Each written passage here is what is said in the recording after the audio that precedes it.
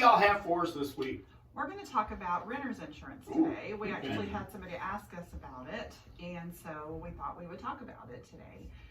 When you don't own a home, you live somewhere, whether it's a rent house or an apartment, and you need insurance for your things, your stuff, your contents, so to speak, and also liability coverage. And so a very inexpensive way to do that is to buy renter's insurance. It's very simple. It's cheap. And you go in, you talk, you say, hey, this is where I'm living, this is how much stuff I have, and I need liability. It's less than a few $100s, and you got coverage. It covers your stuff if, from fire, break-in, theft. It also has liability on there for your scary chihuahua that comes out and bites people. Yeah. All that fun stuff. So it's something that people do not realize that they need. Yeah. So. No, I will say that a good buddy of mine in Dallas had his apartment broken into. He had renter's insurance, and I think at the time because he didn't have liability, he just had contents, and it was something like $11 a month for him. It was ridiculously inexpensive, and they broke in and stole all his camera equipment and his computer. And they replaced, and his insurance company was amazing. It replaced everything. They were like, absolutely, what do you need? Here's what you got. And he'd take a picture.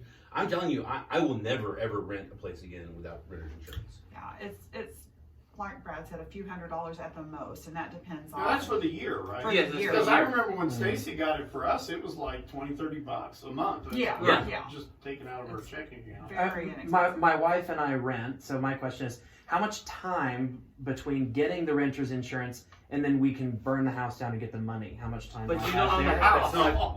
Yeah, you don't want to do that.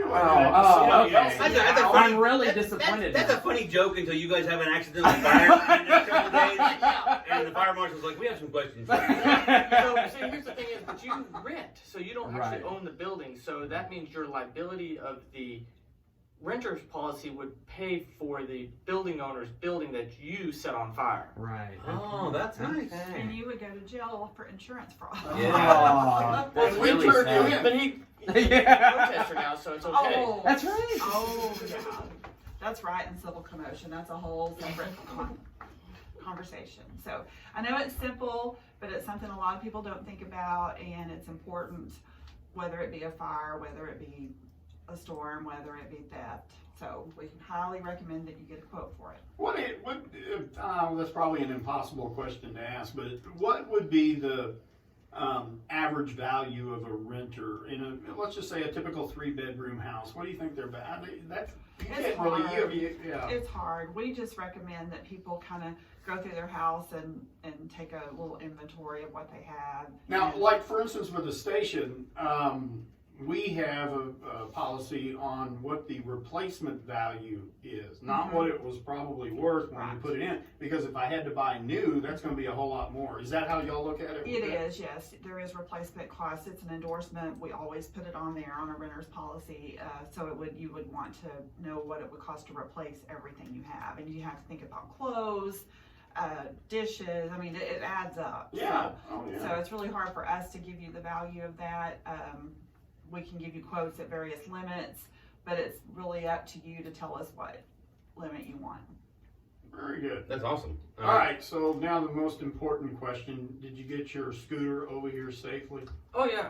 I'm about to this weekend go get it for its first service. Okay. So 600 miles has already been done on it. So what do you have to do at 600 miles? First service is your oil and final drive, oil changes. Okay. So after you break it in and everything. So when is the actual road trip that you're going to take this on? Well, that's like across the country. Yes, right? It's across the country. It's from Maine to California. It's 4,000 miles in 10 days on a Vespa. And how many people do this? 130 are signed up. But they pushed it back until July 2021 now. Okay. Oh, so you're not even going to do it this year? They called it off. Oh. You were worried about that last time we visited. Yeah, they officially called it off. They pushed it back till 2021. So I got my Scooter Cannonball t-shirt, and then I have the new arm patch that says COVID-19 stole my rally put on it. All right, quick question on insurance before I let y'all get out of here. When y'all see the damage and all the nonsense from the rioting and everything else, do y'all think about, wow, that person really needed to have this policy or that policy? We were discussing that the other day about how if the administration truly deems Antifa as a terrorist group, because there's TRIA, which is the terrorism coverage on policies. A lot of people decline that, so we were thinking, what if? Could the insurance companies could push back and say, well, this was Antifa, and Antifa is now declared a domestic terrorist group. Could we possibly get declinations from them burning down these buildings or causing property damage to them? So, as a general rule, taking the terrorism out of it, riot and civil commotion is covered under your property policy as a general rule. Right. But that could change it, so. Yeah, because when I had the airplane, if it was a terrorist attack on the airport or something to that nature, it wasn't covered. right. Yeah, so if they had deemed it that way. So I wondered. Yeah, you have to accept or reject terrorism coverage. Do you have any questions? No, I Andrew, you need to learn how to burn down something? No. I have been sufficiently discouraged from Yes. burning down my house. really, that's what took it. It had nothing to do with morals or anything like that. Of course not. Well, I was going to commit arson, but you guys said it was a bad idea. I was thinking free money, you know. I don't know. Not how that works. There's nothing free in this life.